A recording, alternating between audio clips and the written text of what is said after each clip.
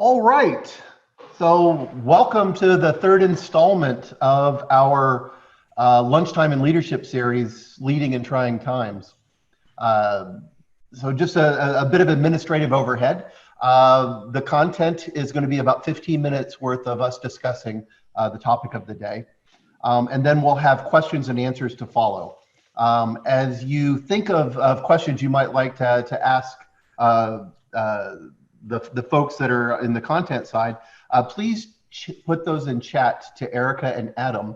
They'll collect those and then ask them at the end. Our intent is to stop at 30 minutes. If we have questions that take us past that, both Lane and I will be available to answer those questions up through an additional half hour. So it is with great pleasure that I'm able to introduce our guest today, and that's Professor Lane Morris. He is the Associate Dean for Undergraduate Studies and the Ergen Professor in Management here at the Haslam College of Business. I'm Dr. Mike Grogin, the Director of the Executive MBA in Strategic Leadership. And the topic is both near and dear to both Lane and my heart, and that's this idea of work-life balance, and in particular terms, work-life balance in today's trying times. So what we'll do is I've got some questions that I'm going to ask Lane, and we'll kind of explore those a little bit. But more importantly, we want to hear your questions because we know that there's some challenges facing you. And Lane is just such an incredible resource to help you think about those things. So welcome, Lane. I'm so glad that you're here. Thanks, Mike. Looking forward to the afternoon with you here. You know, it's exciting. I've been looking forward to this for a few weeks now, and I'm so glad we're able to make it work with your schedule. Oh, gladly. Let me kick it off with asking, the first question. It's a little bit of a pointed question. Is most of us struggle with work-life balance in the best of times. You know, high performers, high potential folks really kind of can very easily get out of kilter in that work-life balance. But now, what do you see as the main difference? What do you think the key and critical differences are right now in our current conditions from just the normal work-life balance issues we all face? Sure. Well, Mike, I think one of the big things is what we have studied in the area of remote work or telework or whatever you want to call what we're doing right now. We haven't seen this probably ever in our lifetime. We certainly haven't been studying this over the last 50 years. This is something very different than we've all experienced and lived. And there are probably a couple of reasons for why that has occurred. One of the big shifts or experiences that most people have felt is just the speed of change. Basically, we were not sitting here doing what we're doing, most of us, 3 or 4 weeks ago. And so the whole idea of teleworking, working remotely was probably not even really on our radar. So things have changed very quickly on us. Certainly the scale of what we're dealing with in terms of living at home, working from home, everybody's now doing it. And in many of our organizations, only a few of us were doing it. If we had jobs that would, support that type of remote working situation. But now everybody's doing it. And I think probably a third big change is just the pile of demands that people are feeling. It's kind of like somebody pulled into our driveway about 3 or 4 weeks ago and emptied a dump truck full of issues into our driveway. That includes everything from many of us being by ourselves, living solitarily. Many of us are parents. We have kids living at home we're trying to be school teachers for. Many of us have caregiving responsibilities. The boundaries that we once enjoyed between what we would call work and what we would call life or family, all of that has become very blurred. And so that's very different. And I guess probably the last big change is, oh, by the way, we're living in a pandemic. We can't really do what we would have done 3 or 4 weeks ago. Even though we may have worked remotely, we can't get out and go see a movie or go to dinner or go do things outside. And then when we turn on our televisions, the news that we're getting quite frankly, is pretty stressful.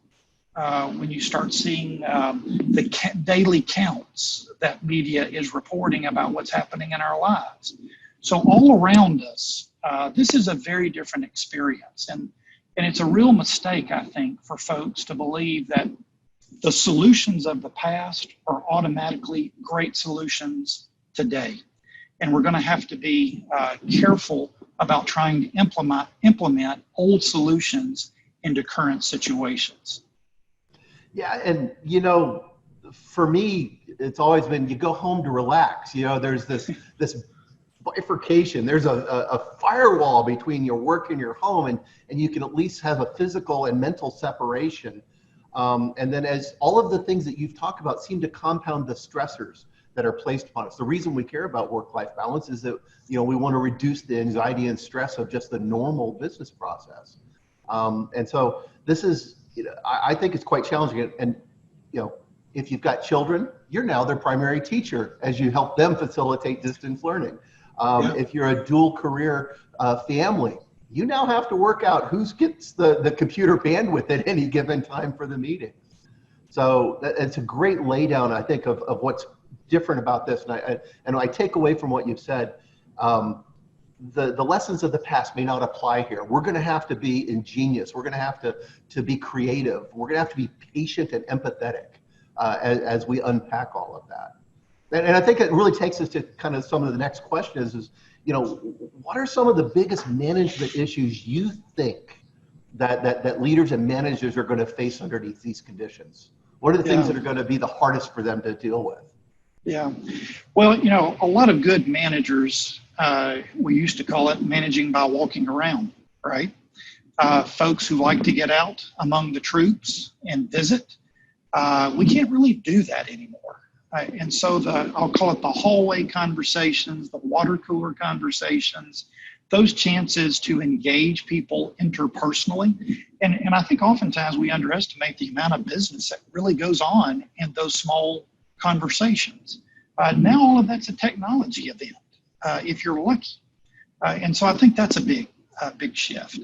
I think, managers, leaders will also have a challenge in terms of being able to track performance.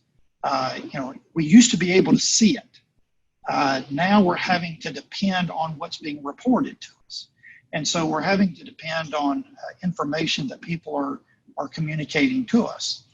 I think one of the other things is for the employee is that for many employees, because they're not able to visibly demonstrate how well they're doing in terms of their performance, I actually have a lot of concern that a lot of people are over-functioning. They're trying to do a good job, and they're deeply concerned that their manager cannot walk by and see the great work that they're now doing, but they're now feeling like, oh gosh, I've got to do more, and so they're working in ways that probably are not sustainable and over-functioning. Certainly you've got folks who are not over-functioning and doing just the opposite. And so that's always a challenge as well. And I guess probably the last thing that comes to my mind is so many of the managerial routines and rituals that make us effective have now kind of changed. Just kind of a personal story. I'm used to getting in my car and enjoying about a 15 to 20 minute drive to the office. And in that drive, I did a lot of thinking and processing and thinking about my day and what bars did I want to move throughout the day. That's all now changed. Same thing coming home. The ability to reflect and think about your day before you got back home. All of those routines have now changed. And I think folks are going to have to be creative and clever and innovative about reinserting those kinds of habits because they're good habits, but at the same time, they've got to find the time to do it. And doing it at home is not always the easiest place to do it. Yeah, and what really grabs me out of what you've just said is that it's amazing how much of our leadership performance is actually opportunistic. So the leading by walking around is a discovery mission and showing a presence to folks. And that gives us insight and information to make good decisions and to make adjustments and to reward and recognize performance. And we've got to take what was opportunistic and do it what you suggest. We have to turn it into a disciplined, intentional act. Agree.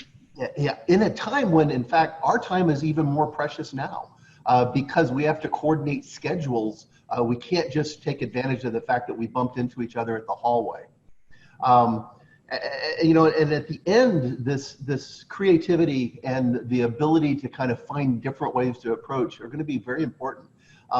And setting expectations, as you've noted, with the folks that are in the distributive workforce, we have to be clear. But I would also say that we don't have to be overly prescriptive, because we've got to be able to use kind of, you know, planting a flag of intent and tell them, here's what we need to achieve, and here are the things that you can actually deliver during this time frame. And without telling specifically how, then they have ownership over that process, as opposed to the accomplishment of a task list for the boss. Yeah. No, I think that's a great point, Mike. I really do. So, you know, the intent of these series is for leaders that are facing challenges to be able to kind of dial in and reflect once a week. And so the most important question that I think that you could answer is, you know, what can those leaders do right now that's practical and applicable and completely relevant to the circumstances they find themselves in? Yeah. You know, and this is probably not necessarily a silver bullet, but I want to remind everybody to take good care of themselves. Well-being, which includes a lot of different components of who you are as a leader, is really critical. And we're going to have to be very holistic about this. It's real easy to forget to take good care of yourself in terms of your physical habits, certainly your mental health and your emotion, all of those things. I mean, there are a lot of people who are really struggling with guilt and frustration about what's happening in their life right now, whether it be, hey, I'm trying to work here, but I have my child here who needs some help with a math problem. There's a lot of stuff flying around emotionally for people. And we really need to be careful about our well-being and our health with that. Certainly remaining in contact with people. Social support. Let's not underestimate the power of friendships and relationships, and continue to maintain that sense of community and support that we need to have. And also being able to put our career goals in perspective here. This is different. And it's real, we have to be real careful not to be too hard on ourselves. We're dealing with some unique things here, and we're trying to improvise, and we need to be mindful that our career goals, doing things that are meaningful and purposeful, all are really critical to our well-being. When it comes to our employees and in supporting them, I think we've got to continue to focus on those positive core habits of good cultures, and having the ability to build connections with people, celebrating, recognizing them for their good work, but also be mindful that in these unique circumstances, there are a lot of unhealthy habits that can emerge, and that these things, for example, organizational behavior, communication, all of those things that can become real sore spots in an organizational culture. If we're not careful, those things can become exacerbated in times like this. And it's really important to be conscious of doing good habits around our cultures. Yeah, let me take a couple things out of that just completely resonated Sure. with me. You know, the military background that I had before I joined academe, suggests that leaders eat last. You take care of everybody else before yourself. But that works in a short-term crisis. But in a longer-term crisis, if you exhaust yourself to the point where you're no longer able to make good and clear choices, your first bit of guidance is absolutely critical. Take care of yourself so you can take care of your people. And the more impassioned leaders, may burn themselves out earlier in this. And I think that's really important to know, that to balance for you as well.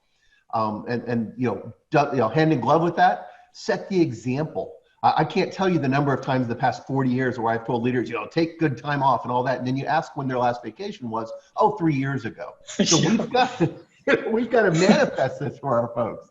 Yeah. I really love the fact that, you said in so many words, forgive yourself for mistakes. Yeah. There will be mistakes. Absolutely. But mistakes with good intention still drive us towards a good outcome. And Absolutely. we've got to maintain the trust and the connection with our folks to be successful as leaders. Yeah, this is fantastic. I think this is a really some good feeder information that should get us some questions from the audience, and we can kind of address the concerns that they might have. So Erica and Adam are going to jump in, and they're going to kind of, if someone targeted a question to either of us, they'll tell us who it is. All right.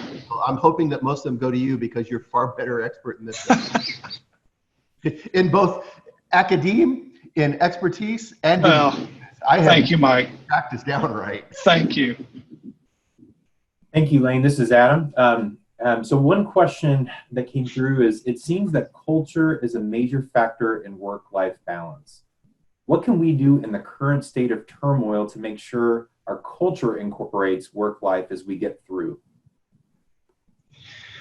Yeah, I think one of the big things here is going to be our ability to communicate about it. Organizational communication, being able to have meaningful conversations with our leaders, with our employees, is going to be really, really critical. Mike mentioned earlier, and I'm one who's somewhat bent toward being more of a human-centered leader, and at the core of that is empathy. And I think organizational cultures are going to have to demonstrate that empathy and that compassion around their workforce. We also need to remember, and organizations need to remember, this is not going to last forever. And the impacts that we are having right now will shape some really important outcomes when this storm clears. And I am optimistic that it will clear. But the downside is the way we have treated people today will have long-term implications for tomorrow in terms of turnover and retention, quite frankly, our healthcare costs. All of those types of costs in an organization will be manifested when the storm clears. So the more we can focus on empathy and compassion, communication, but that also includes folks needing to be accountable. We're not suggesting that we go soft here. People have to be accountable and do great work. But at the same time, we have to understand that our situations are different. And Lane, let me add on a little bit of that too, because what you're talking about are what are our core values, and not talking about what's posted on a website. You know, that's public transmission. Hopefully they match, but they don't always in many organizations. And I think the ability to articulate what are those strongly held beliefs that we have about ourselves and our work, and then we can build that into the true culture that we have going forward, and we can manifest behaviors that are consistent with those values, with those strongly held beliefs. Absolutely. Totally agree. Great. Hi, Lane. This is Erica. Hi, Erica. I have a question for you. Should we look beyond the traditional work-life balance to a concept of holistic wellness? Yeah, we don't have a lot of time here for us to get into it. I think you need to know that I think one of the challenges with the word balance is the word balance. I typically refer to work-life issues in terms of harmony, to be able to create harmony. And what I mean by harmony as opposed to balance is that you have to get things to work well together. If I borrow the term harmony from the music world, basically harmony represents two notes that are played together, that blend together and work well together, and are pleasing and satisfying to people to hear. I think ultimately that's the goal when we're working with work and life, is how do we get work and life to play nicely together and work well together. The challenge with the word balance is oftentimes this zero-sum game. And I think oftentimes that's a real challenge with that construct or that concept alone. So I typically like to refer to this in terms of harmony, where that you're trying to get work and life to work well together, realizing that even though one may be louder than the other, they both need to play well together in support of each other.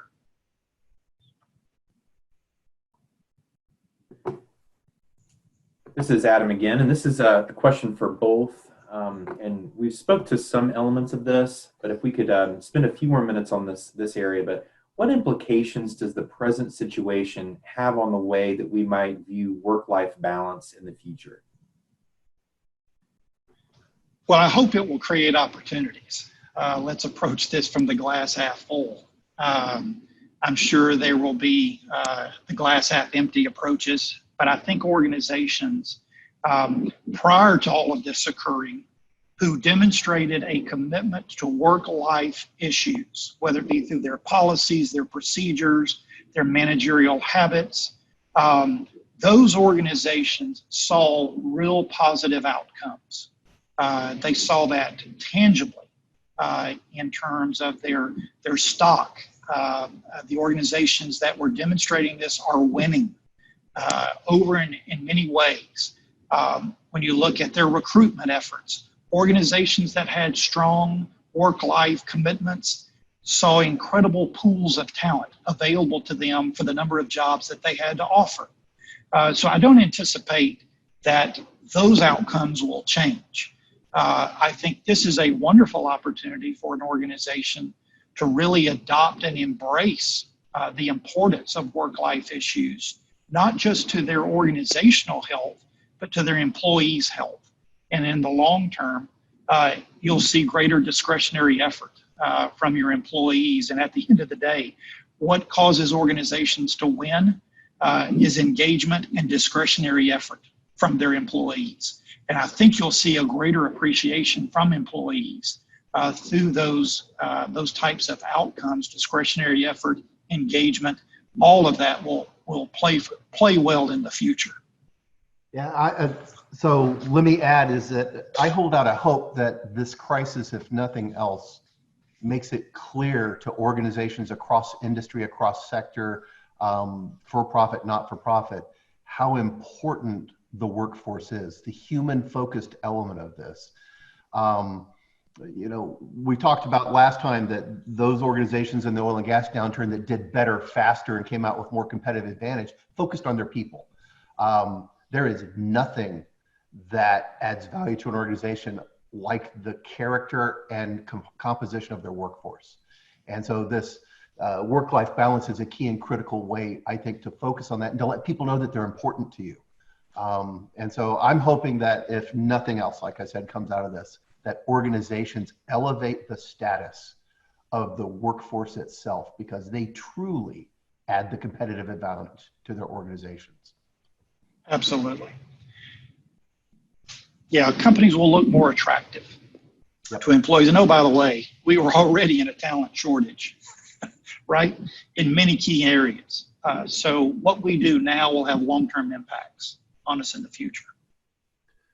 So I had a question sent to me that I think is good for us to address, Lane. Sorry, Eric, Sure. for stealing your thunder, but this dovetails with what we've just talking about. It's a great question.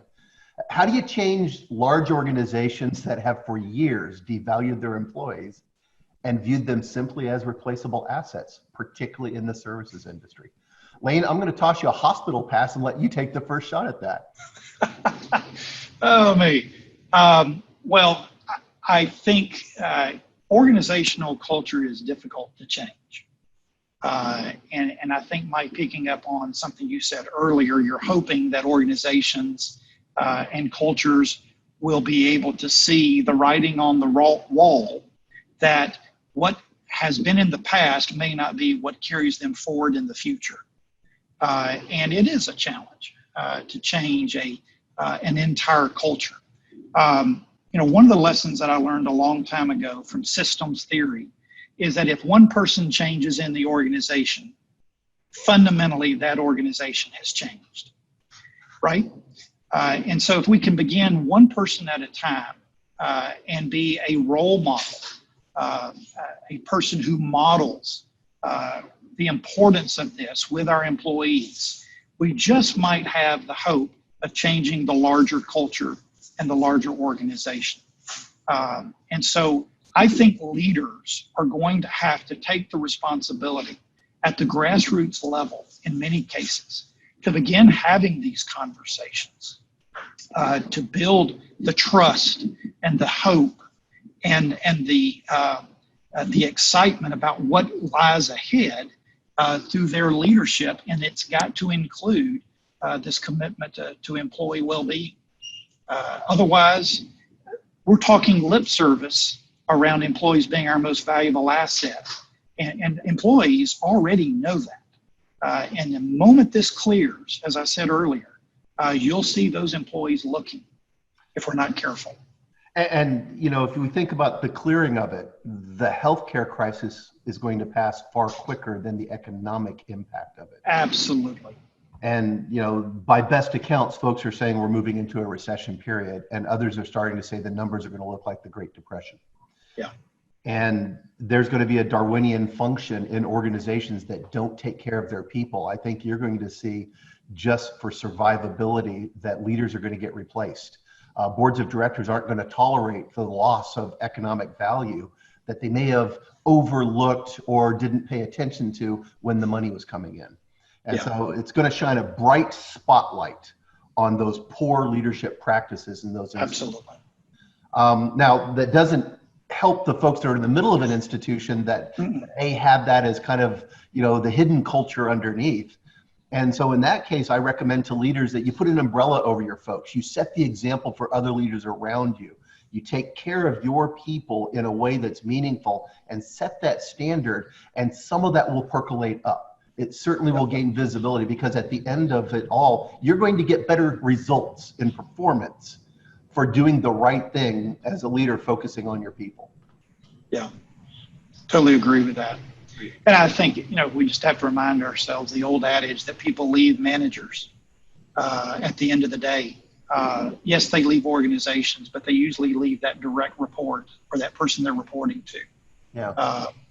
And so we have to be mindful of that as a leader. And they join organizations by what the organization is known for. Absolutely. What they're attracted Good point. And so as we can change and shift that, we're going to be attracting better workers and folks that are more bought into the value systems that we have. So, absolutely. Fantastic. Adam and Erica, back to you. Hi, Lane. It's Erica. So my next question is, are there examples of lessons of the past, items that we did in the past that aren't going to work? Lessons in the past that are not going to work. I think this is referring to your statement that there are things that leaders did in the past that may not work in this situation, in this scenario. I think that's what the question was addressing. Yeah, and if I'm following the question, I apologize to the person who asked the question if I've misunderstood the question, so please help me with that. I think one of the things that we will see happen if leaders who are not approachable and available, if they have not been that in the past, they need to be able to carry that forward into the future. In other words, there has to be the meaningfulness of the relationship with the employee and the supervisor will be critical. And just being a very command and control, ignoring the value of that person, that model is probably a model that needs to disappear. You cannot take people for granted. And if this pandemic helps us understand anything, is that it's the value of the impact of people on people. We are really learning some important lessons about the actions that I take have an impact on others. And ignoring that in the past was not a healthy practice, but boy, I think that's going to become really one of those spotlight issues going into the future.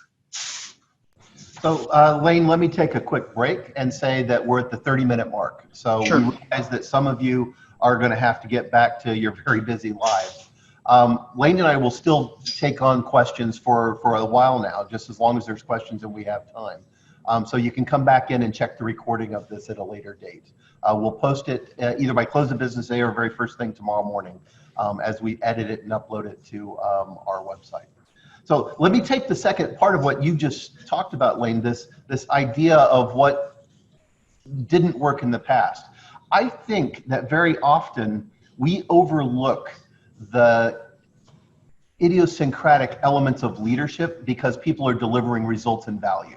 So we ignore the fact that people are burning through talent because they're getting short-term results and it's posting on our quarterlies. We ignore the fact that they're incredible misconduct, both in personal and professional ethical basis, but they're adding something that we value for them. I think there's going to be less tolerance for that. And I think it's really important for us to recognize that those things before became fault lines in the current crisis. And those fault lines are what create earthquakes. And when the tectonic plates aren't shifting, you don't feel it. But we've had a massive movement of those plates in our business right now. And so we're actually seeing those fault lines come out. And what's interesting is this idea of telecommuting and the technology, and the question that just got sent to me kind of follows on what we've just talked about, Lane, and that's, have we crossed a bridge where kind of remote and tele-leadership methods are going to become a new standard? And so, I mean, it was forced on us for this. The question is, will it stick? Is it going to change how we approach this? Yeah, I think in some areas it will stick. I mean, let's face it, we've always known in the work-life area that not all jobs, for example, provide flexible experiences, right? I mean, if you're on a line, an assembly line, the ability of being flex place is not part of your portfolio. You're not going to be able to do that. You do have to be physically present to do that type of job. I do think there'll be in some areas, though, that some jobs will allow more of this, and that folks need to be preparing for that, particularly when we start realizing that people can deliver results and can do that in a new environment. And so I do think organizations are going to have to be prepared to work with their employees to create a day or two a week, if you will, as one example, through a remote working experience. So I do think we're going to have to be more creative moving forward with our workforce. And I think what's really interesting about that is very often I've talked to folks about telecommuting and the ability of kind of having a distributed workforce. Those that came to it were forced to do it. Maybe it's a multinational geographically dispersed team and they can't bring everybody together. And the key variable was trust. That I trust that my folks are doing what they need to be doing. They trust that I'm going to give them the resources necessary to do it, or I'm going to craft a strategy that helps them be successful. Right now, we're in a period that is forcing this to occur, and I think some leaders are going to see that they actually can trust their folks. As an aside, I've given some anecdotal evidence of one company where they're using their IT to measure the amount of time people are spending on the computer. And I think that is absolutely the wrong way. We should be looking at results. We should be looking at performance. And regardless if they've got 32 minutes logged in on a teleconference, that's measuring hours. That's not measuring actions. So I think that it's going to force leaders to learn trust. And then when they can deploy, we see a more satisfied workforce of folks that are able to kind of have that variability. We had flex hours to do the same thing. Let them come in early, let them go home, a little bit later if they come in later. This also gives flexibility in kind of the modern complexities. So I'm holding out hope for this as well. Yeah, no, I think you're absolutely right, Mike. And as we look forward, I do think the dependence on relationships is going to be critical here. Relationships have always been important. The question earlier about some habits, leaders who've been able to get away with not building high quality relationships with their employees, that's not going to continue. That is not going to continue in the future. To your point, people want to be trusted. They want to feel a sense of stability with this individual, and some of the mind games that oftentimes go on between a leader or a manager and employees. I think all of that stuff will probably have to change. Yeah, and it kind of resonates with some guidance I was given from a senior executive years ago. Fabulously influential person. And I said, how did you do it? What's your secret? And he says, there's no secret sauce. I just start with the belief that everyone has good intention. Yeah. And it's okay for them to prove me wrong. And then I change my leadership style, but I start with that presumption. And I think that we're going to have to learn that through this process. Yeah, I agree. Totally agree with you. Erica, Adam? Lane brought up a good point about some employees overworking themselves to prove themselves I'm sorry, let me rephrase that. So that some employees are overworking themselves to prove that they're productive and that they're moving forward. And then you've got the other side, which others are underachieving. I'd like to hear more about how to support the first and hold accountable the second group of folks. Yeah, I think here again, and I don't want to wear out the importance of this leader and employee exchange process that goes on, but communication between leaders and employees is going to have to be critical here. And being able to understand what is the employee dealing with, what are they juggling, and so clearly in some ways, technology also introduces a longer day for people. And so being able to have a good pulse on that, checking in regularly with employees, certainly being able to establish the indicators of good performance, but making sure you're tapping into and understanding what people are having to do to get there, and understand that. On the under-functioning side of that, here again, being able to set clear targets. I don't think because we've moved into a remote working environment, we cannot have expectations for people. And so managerial communication about expectations, the results that they're looking for, is still going to be really critical. Those habits that we've had in the past should go forward, even though we're operating in a technological world. So setting expectations, setting high expectations, but not forgetting that people also need high levels of support and communication to make that happen. Yeah, that's a great answer. So I've got nothing to add, which will shock you, Lane. Erica? Hi, Lane. Are you seeing the value of video meetings versus traditional conference calls to help address loneliness and other emotional strains? I struggle with value versus stress of kids and such in the backgrounds for our employees. Yeah, did I hear the first part of this, Erica? The difference between video meetings and what was the other part? Are you seeing the value of video meetings versus traditional conference calls as a way to help address loneliness and other emotional strains?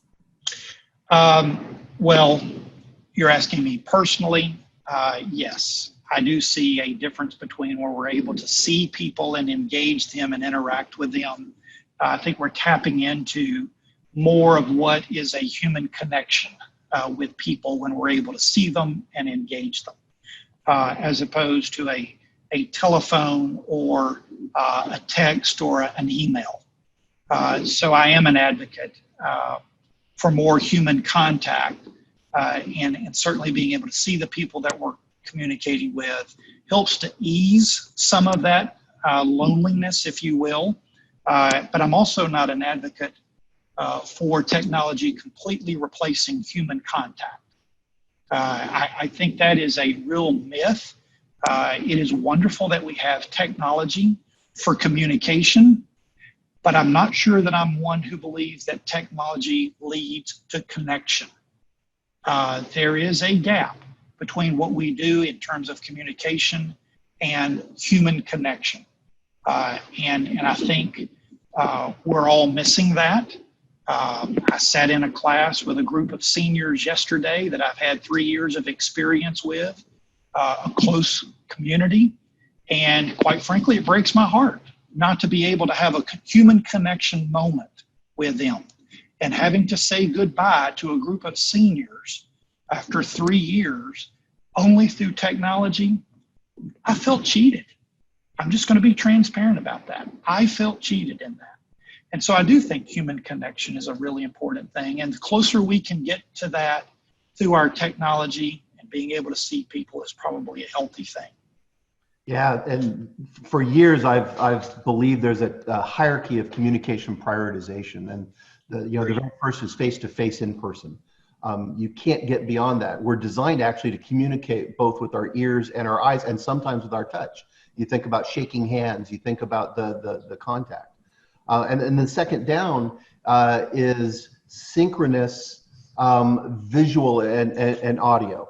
And so that's what this technology has. It's insufficient because it's not the best, but it's better than the other alternatives. The third is just audio only, and that's through the teleconferencing. And the fourth, which is the one that we've relied so much on in the past couple decades, is email, asynchronous typed, written communication. And that seems to be the go-to. And I think if nothing else, these circumstances should teach us that hierarchy is very important. And our species actually communicates in a way that's well programmed into us. And so we can't break that programming. And just the effectiveness of being able to kind of step down to each level, depending on the constraints of the environment around you, is going to be important for us to consider. I do think, Mike, if I could, just real quickly, I think that also impacts our workforce. And we have folks that have been with us for a long time in terms of our workforce. And we have a lot of new folks coming into the workforce, young leaders, if you will, coming into our workforce. Regardless of what their views are on technology, nothing replaces the human dimension. It just doesn't replace it. Absolutely. Guys, I've got one more question, and I think it's a really, really good one to conclude our discussion on. But, and this is kind of open for both you, Lane, and Mike as well. But if you're willing to share, what are you doing personally right now to delineate your work and life? I will be honest with you. I think one of the real dangers is that people assume oftentimes when we talk about these things that we've all got it together. I think I need to put the cards on the table. We struggle with this. And so I don't want anyone to ever believe that just because we talk about this topic is that we've got the whole thing worked out at our house. This is a challenge. And we have to be very intentional about it. You cannot assume before the pandemic and now that we're in it, that people and organizations are going to give us work-life harmony or balance. It is not something they're going to give us. We have to be intentional about creating it. And so what I'm trying to do personally is to be more intentional about it. It may mean I just need to hit that pause. That email, while it might seem important, I might ought to take 5 minutes and get something to eat, or to take a walk, or go out and enjoy a beautiful day. Being intentional is going to be our lifesaver. And we've got to be very intentional about taking care of ourselves in this process.